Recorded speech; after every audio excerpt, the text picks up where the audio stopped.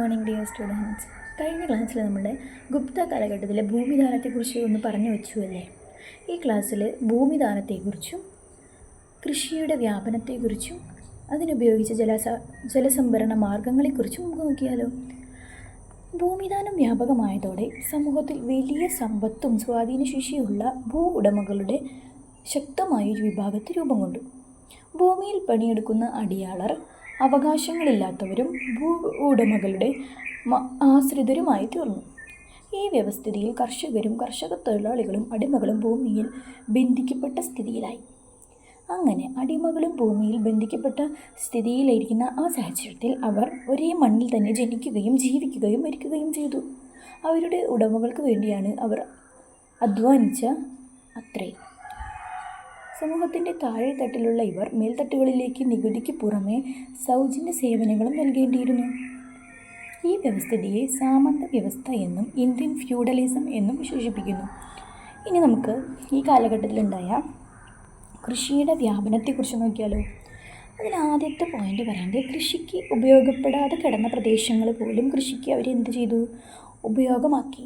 രണ്ടാമത്തെ പോയിന്റ്, പുതിയ സാമൂഹിക വ്യവസ്ഥിതി കൃഷിക്കാവശ്യമായ തൊഴിൽ ശക്തി പ്രദാനം ചെയ്തു. കൃഷിയുടെ സാങ്കേതിക വിദ്യയെയും കാലാവസ്ഥയെയും സംബന്ധിച്ച് ബ്രാഹ്മണർക്ക് ശരിയായൊരു അറിവ് ഉണ്ടായിരുന്നു.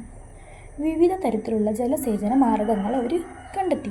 വിവിധ തരത്തിലുള്ള ജലസേചന മാർഗങ്ങളാണ് എന്ത് ചെയ്തത്, അന്നത്തെ കാലഘട്ടത്തിൽ അവർ ഉപയോഗിച്ചത്.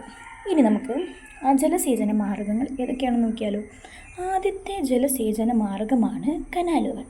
കിണറിൽ നിന്ന് ഉയർത്തുന്ന ജലം ചാലുകളിലൂടെ കൃഷിയിടങ്ങളിലേക്ക് എത്തിച്ചു. അതാണ് കനാലിൻ്റെ പ്രത്യേകത. ഇനി രണ്ടാമത്തെയാണ് കുളം അഥവാ ജലസംഭരണി.